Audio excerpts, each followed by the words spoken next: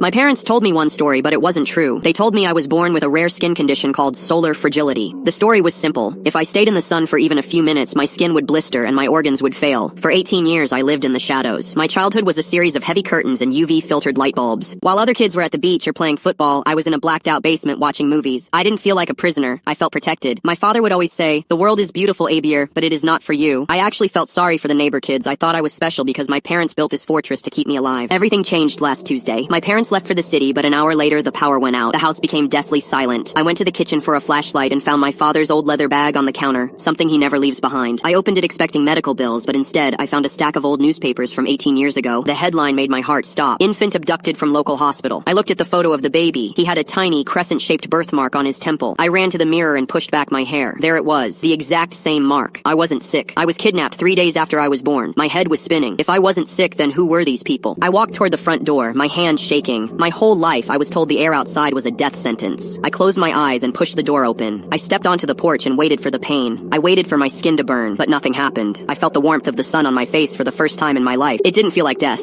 It felt like life.